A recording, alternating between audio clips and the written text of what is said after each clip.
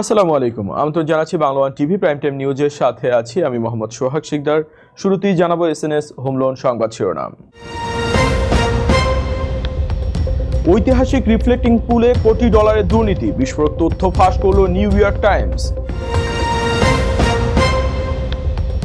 আমেরিকার most wanted তালিকায় দ্বিতীয় শীর্ষ প্রতারক কিম্বলকে গ্রেপ্তার করল এফবিআই। আকাশ ছোঁয়া চিকিৎসার খরচ জোগাতে না পেরে ডাক্তারের কাছে যাওয়া বন্ধ করেছে লাখো লাখো আমেরিকান। বিশ্বকাপের জোয়ারে আমেরিকার রেস্তোরাঁগুলোতে রেকর্ড বিক্রি, তবে বকশিশ নিয়ে চরম সংকট। শুনছিলেন শিরোনাম, এবারে বিস্তারিত। আমেরিকার 250তম প্রতিষ্ঠা বার্ষিকীর আগে ঐতিহাসিক রিফ্লেক্টিং পুল সংস্কার নিয়ে শুরু হয়েছে তীব্র বিতর্ক। টেন্ডার ছাড়াই ট্রাম্পের পরিচিত সংস্থাকে কোটি কোটি ডলারের চুক্তি দেওয়া এবং কাজ শেষ হতেই পুলে শৈবাল জন্মে রং চটে যাওয়ার বিস্ফোরক তথ্য সামনে এসেছে। এ বিষয়ে বিস্তারিত আরও থাকছে প্রতিবেদনে। আমেরিকার 250তম প্রতিষ্ঠা বার্ষিকীর আগে ওয়াশিংটন ডিসির ঐতিহাসিক রিফ্লেক্টিং পুলের সংস্কার কাজ নিয়ে শুরু হয়েছে নতুন রাজনৈতিক বিতর্ক। কোনো ধরনের উন্মুক্ত টেন্ডার ছাড়াই প্রেসিডেন্ট ট্রাম্পের পরিচিত একটি সংস্থাকে কোটি কোটি ডলারের চুক্তি দেওয়ার অভিযোগ উঠেছে। আর কাজ শেষ হওয়া মাত্র 2 সপ্তাহের মধ্যেই পুলে দেখা দিয়েছে নানা বিপত্তি।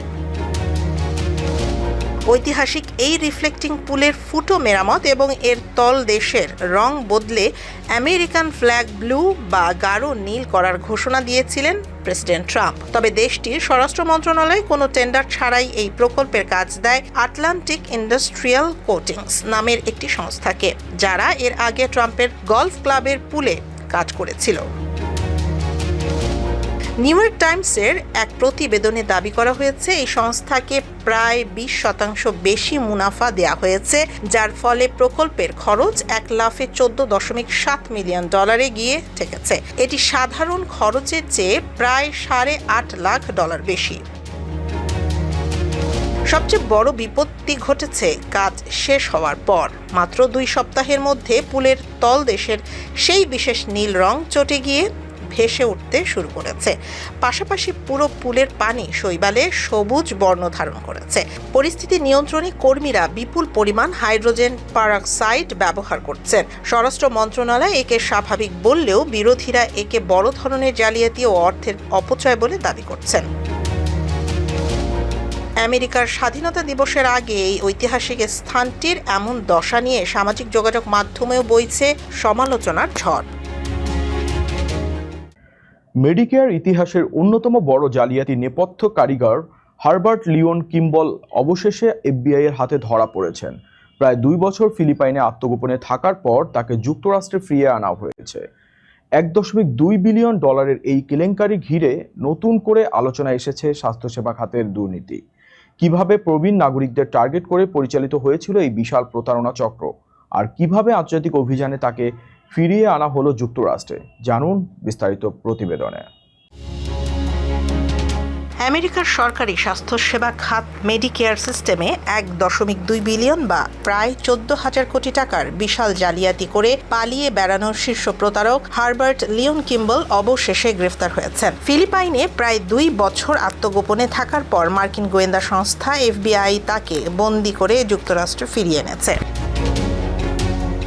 60 বছর বয়সী এই ধুরন্ধর অপরাধী মূলত আমেরিকার বয়স্ক ও নিরীহ মানুষদের টার্গেট করে একটি বিশাল জালিয়াত চক্র গড়ে তুলেছিলেন। কল সেন্টারের মাধ্যমে রোগীদের অপ্রয়োজনীয় ও ব্যয়বহুল অর্থোপেডিক ব্রেস কিনতে বাধ্য করে কোটি কোটি ডলার হাতিয়ে নেয় তার চক্র। 2019 সালে জালিয়াতি, ঘুষ ও অর্থ পাচারের অপরাধে দোষী সাব্যস্ত হলেও 2024 সালের আগস্টে সাজা শুনানির আগেই দেশ ছেড়ে পালিয়ে যান কিম্বল। হোয়াইট হাউসের দুর্নীতি বিরোধী বিশেষ টাস্ক ফোর্সের প্রধান ভাইস প্রেসিডেন্ট জেডি ভ্যান্স এই সাফল্যে সন্তোষ প্রকাশ করে এক্সে লিখেছেন, আমাদের বার্তা একদম স্পষ্ট, আমেরিকান জনগণের টাকা আত্মসাৎ করলে পৃথিবীর যেখানেই পালান না কেন আমরা আপনাদের বিচারের মুখোমুখি করবই। এফবিআই পরিচালক কাশ প্যাটেল জানান, প্রেসিডেন্ট ডোনাল্ড ট্রাম্পের নির্দেশনায় করদাতাদের অর্থ সুরক্ষায় এফবিআই কঠোর অবস্থান নিয়েছে। সম্প্রতি বিচার বিভাগ কর্তৃক ঘোষিত মোস্ট ওয়ান্টেড ফ্রডস্টার বা শীর্ষ প্রতারকদের তালিকার দ্বিতীয় অপরাধী হিসেবে কিম্বলকে ধরা হলো। মাত্র 2 সপ্তাহের ব্যবধানে ফিলিপাইন সরকারের সহযোগিতায় এই আন্তর্জাতিক পলাতককে গ্রেফতার করা ট্রাম্প প্রশাসনের দুর্নীতিবিরোধী ক্র্যাকডাউনের একটি বড় মাইলফলক হিসেবে দেখা হচ্ছে। গ্যালার্পের নতুন সমীক্ষায় উঠে এসেছে এক চাঞ্চল্যকর তথ্য।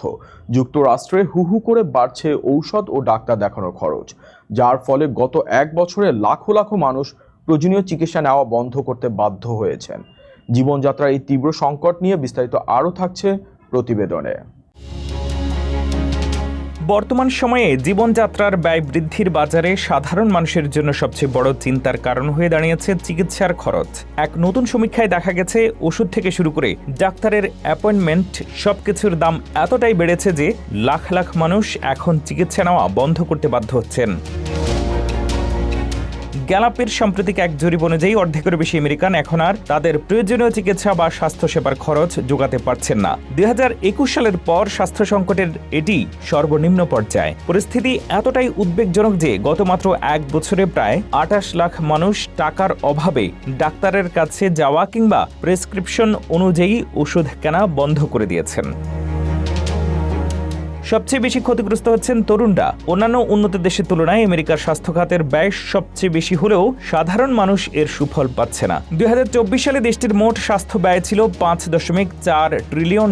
তার উপরে ওবামা কেয়ারের ট্যাক্স সুবিধা কমে যাওয়ায় মাসিক প্রিমিয়াম বা কিস্তির খরচ এক ধাক্কায় 20% পর্যন্ত বেড়েছে। বিশেষজ্ঞরা বলছেন, এর ফলে রোগীরা নিয়মিত ক্যান্সার স্ক্রিনিং বা জরুরি পরীক্ষাগুলো এড়িয়ে যাচ্ছেন, যা পরবর্তীতে মৃত্যুর ঝুঁকি বহুগুণ বাড়িয়ে দিচ্ছে। নিরুপায় হয়ে অনেকেই ঘর ভাড়া বা খাবারের টাকা বাঁচাতে গিয়ে চিকিৎসা বাদ দিচ্ছেন এবং গুরুতর অসুস্থ হয়ে হাসপাতালের ইমার্জেন্সি রুমে ভিড় করছেন, যা চিকিৎসার খরচ আরও বাড়িয়ে দিচ্ছে। অর্থনৈতিক কোনো স্বস্তি না আসায় এই সংকট আরও দীর্ঘায়িত হতে পারে বলে আশঙ্কা করা হচ্ছে। আপনার ক্রেডিট কার্ড যদি কখনো হ্যাক হয়, আপনি নিশ্চয়ই ভাববেন ব্যাংক আপনাকে সাহায্য করবে। কিন্তু আমেরিকার মিনেসোটার এক বৃদ্ধার সাথে যা ঘটলো তা শুনলে আপনার চোখ কপালে উঠবে। মাত্র 3 দিনে তার কার্ড থেকে 1700 বারে প্রায় $8,000 গায়েব করে দিল হ্যাকাররা, আর ব্যাংক উল্টো তাকেই দায়ী করলো। এ বিষয়ে বিস্তারিত থাকছে প্রতিবেদনে। ভাবুন তো, হঠাৎ একদিন সকালে উঠে দেখলেন আপনার ক্রেডিট কার্ড থেকে মাত্র 3 দিনে 1700 বারের বেশি টাকা কেটে নেওয়া হয়েছে।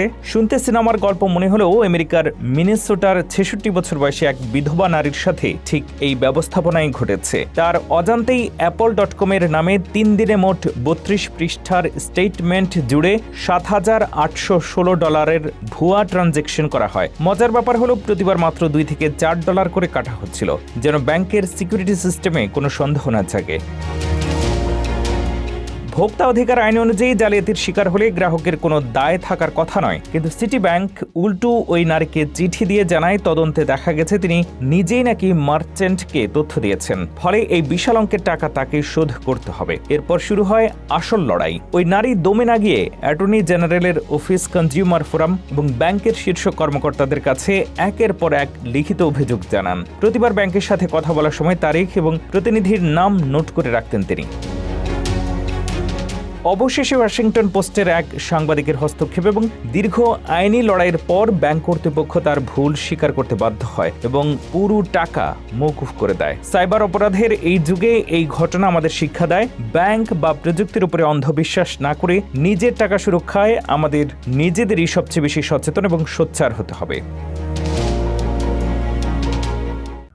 যারা ঘুরতে ভালোবাসেন তাদের জন্য ভ্রমণকে আরও সাশ্রয়ী করতে চমৎকার এক অফার নিয়ে এসেছে জনপ্রিয় আবাসন বুকিং প্ল্যাটফর্ম এয়ারবিএনবি। এখন থেকে নির্দিষ্ট কিছু পর্যটন এলাকায় ঘর বুক করলেই থাকার সুবিধার পাশাপাশি মিলবে ফ্রি খাবার বা গ্রোসারি ডেলিভারি এবং বিশেষ ক্যাশব্যাক সুবিধা। এ বিষয়ে বিস্তারিত থাকছে প্রতিবেদনে। ছুটি কাটানোর আনন্দ দ্বিগুণ করতে এবং পকেটের খরচ বাঁচাতে ভ্রমণ পিপাসুদের জন্য চলে এলো এক দুর্দান্ত ট্রাভেল হ্যাক। বর্তমানে মার্কিন যুক্তরাষ্ট্রে মেমোরিয়াল ডে বা যে কোনো ছুটিতে ভ্রমণের সময় থাকার জায়গার পাশাপাশি নিত্য প্রয়োজনীয় মুদি পণ্য বা গ্রোসারির খরচ বাঁচানোর দারুণ সুযোগ দিচ্ছে জনপ্রিয় আবাসন সেবা Airbnb. Food delivery platform Instacart এর সাথে যৌথ পার্টনারশিপে তারা নিয়ে এসেছে এই আকর্ষণীয় অফার। এই অফারের আওতায় নির্দিষ্ট টুরিস্ট জোনে এয়ারবিএনবি এর মাধ্যমে ঘর বুক করলেই পর্যটকরা পাচ্ছেন ইনস্টাকার্টের মাধ্যমে $50 গ্রোসারি কেনাকাটায় ফ্ল্যাট $10 ছাড় এবং সম্পূর্ণ ফ্রি হোম ডেলিভারি। সবচেয়ে বড় চমক হলো কস্টকো বা ইনস্টাকার্টের মতো বড় ব্র্যান্ড থেকে পণ্য কিনতে কোনো ধরনের প্রিমিয়াম মেম্বারশিপের প্রয়োজন নেই। এয়ারবিএনবি অ্যাপের ট্রিপস ট্যাবে গিয়ে খুব সহজেই এই সুবিধা সচল করা যায়। বুকিং নিশ্চিত হওয়ার পর অ্যাপটি স্বয়ংক্রিয়ভাবে একটি অস্থায়ী অ্যাকাউন্ট তৈরি করে দেয়, যার মাধ্যমে চেক ইনের কয়েকদিন আগেই কার্ড গুছিয়ে রাখা এবং পৌঁছানোর সঠিক সময়ে ডেলিভারি শিডিউল করা সম্ভব। ফ্লোরিডা, ক্যালিফোর্নিয়া, টেক্সাস সহ প্রায় 25টি জনপ্রিয় পর্যটন এলাকায় এই সুবিধা চালু হয়েছে। তবে মনে রাখতে হবে, কোনো কারণে ট্রিপ বাতিল করলে গ্রোসারি অর্ডারটি অ্যাপ থেকে ম্যানুয়ালি বাতিল করতে হবে, অন্যথায় ফাঁকা বাড়িতে পণ্য চলে যাওয়ার ঝুঁকি থাকে। ঐতিহ্যবাহী হোটেলের অতিরিক্ত বা লুকানো পেট ফি এড়াতে এবং ছুটির দিনে সুপারমার্কেটের ভিড় এড়িয়ে সাশ্রয় ঘুরতে এই ট্রাভেল হ্যাকটি এখন পর্যটকদের প্রথম পছন্দ। নিউ ইয়র্কের ব্রুকলিনের একটি শান্তিপূর্ণ আবাসিক এলাকায় ঘটে গেছে এমন এক রহস্যময় ঘটনা যা এখন পুরো কমিউনিটিকে হতবাক করে দিয়েছে। 2 সন্তানের জননী 36 বছর বয়সী এক নারীকে নিজ বাড়ির ভেতরে মৃত অবস্থায় পাওয়া গেছে। তার গলায় ছিল গভীর ক্ষতের চিহ্ন, কিন্তু বাড়ি থেকে খোয়া যায়নি কোনো মূল্যবান জিনিস। তাহলে কে বা কারা তাকে হত্যা করলো? কেনই বা তিনি টার্গেটে পরিণত হলেন?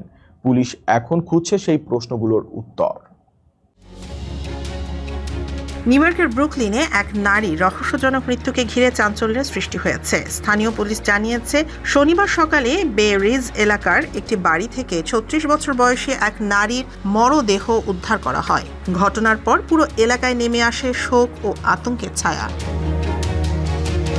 পুলিশ সূত্রে জানা গেছে, সকাল 9টার কিছু পর জরুরি ফোন পেয়ে 88 স্ট্রিটের একটি বাড়িতে পৌঁছান কর্মকর্তারা। সেখানে গিয়ে তারা মারিয়া সান্তোস ফ্লোরেস নামের 2 সন্তানের জননীকে অচেতন অবস্থায় খুঁজে পান। পরে ঘটনাস্থলেই তাকে মৃত ঘোষণা করা হয়। তদন্তকারীরা জানান, মরদেহ বিশেষ করে গলার অংশে একটি গভীর ক্ষতের চিহ্ন পাওয়া গেছে। তবে ঠিক কী কারণে তার মৃত্যু হয়েছে সেটি এখনও নিশ্চিত করা হয়নি। মৃত্যুর কারণ জানতে বিস্তারিত ফরেনসিক তদন্ত চলছে। পরিবারের সদস্যরা জানান, মারিয়ার বোনই প্রথম তার মরদেহ দেখতে পান। তিনি 911-এ ফোন করে পুলিশকে খবর দেন এবং কর্মস্থলে থাকা মারিয়ার স্বামীকে এই মর্মান্তিক সংবাদ জানান। ঘটনাটি স্থানীয় বাসিন্দাদেরও গভীরভাবে নাড়া দিয়েছে। প্রতিবেশীরা বলছেন, এটি দীর্ঘদিনের শান্তিপূর্ণ একটি এলাকা যেখানে সবাই একে অপরকে চেনেন। এমন ঘটনা এখানে অত্যন্ত বিরল। পরিবারের দাবি, কারোর সঙ্গে মারিয়ার কোনো বিরোধ ছিল না। এছাড়া বাড়ি থেকেও কোনো মূল্যবান জিনিসপত্র খোয়া যায়নি। ফলে কী কারণে তাকে লক্ষ্যবস্তু করা হতে পারে তা নিয়ে ধোঁয়াশা তৈরি হয়েছে। এ ঘটনায় এখন পর্যন্ত কাউকে গ্রেফতার করা হয়নি। পুলিশ জনসাধারণের কাছে তথ্য চেয়ে আহ্বান জানিয়েছে এবং তদন্ত অব্যাহত রয়েছে। নিউ ইয়র্কের লং আইল্যান্ডে 2 শিশুসহ একটি চালু গাড়ি নিয়ে পালানোর চেষ্টা করে এক ব্যক্তি। অসহায় বাবার চিৎকার শুনে এগিয়ে আসেন এক দোকান মালিক। নিজের জীবনের ঝুঁকি নিয়ে তিনি গাড়ির এমার্জেন্সি ব্রেক টেনে বড় বিপর্যয় ঠেকান। নাটকীয় এই ঘটনার বিস্তারিত থাকছে প্রতিবেদনে। নিউ ইয়র্কের লং আইল্যান্ডের ব্রেন্টউডে এক শ্বাসরুদ্ধকর গাড়ি চুরির চেষ্টার ঘটনা ঘটেছে। সাফোক এভিনিউর একটি স্মোক শপের সামনে 2 শিশু সন্তান সহ একটি গাড়ি নিয়ে পালিয়ে যাওয়ার চেষ্টা করে এক অপহরণকারী। তবে বাবা এবং দোকান মালিকের সাহসিকতায় রক্ষা পেয়েছে 5 এবং 6 বছর বয়সী 2 শিশু। পুলিশ জানায়, ঘটনার দিন এক বাবা তার নীল রঙের ভক্সওয়াগন গাড়িটি চালু অবস্থায় রেখে জরুরি প্রয়োজনে স্মোক শপের ভেতরে গিয়েছিলেন। ঠিক সেই মুহূর্তে মুস্তফা আতিফা নামের এক ব্যক্তি আচমকা গাড়ির চালকের আসনে বসে পড়ে এবং গাড়িটি নিয়ে পালিয়ে যাওয়ার চেষ্টা করে। তখন গাড়ির পেছনের সিটে বসা ছিল 2 অবুঝ শিশু। ভেতর থেকে ঘটনাটি দেখতে পেয়ে চিৎকার করে ছুটে আসেন অসহায় বাবা। তিনি গাড়ি থেকে অপহরণকারীকে টেনে বের করার চেষ্টা করেন। বাবার চিৎকার শুনে দোকান থেকে ছুটে আসেন স্মোক শপের মালিক উমর শাবহাইন। তিনি দেখতে পান পেছনের সিটে শিশুরা ভয়ে কাঁদছে আর অপহরণকারী তীব্র গতিতে অ্যাক্সিলারেটর চেপে গাড়িটি নিয়ে পালিয়ে যাওয়ার চেষ্টা করছে। নিজের জীবনের ঝুঁকি নিয়ে ওমর গাড়ির ভেতরে হাত বাড়িয়ে ইমার্জেন্সি হ্যান্ডব্রেক টেনে ধরেন, ফলে চাকা লক হয়ে গাড়িটি আটকে যায়।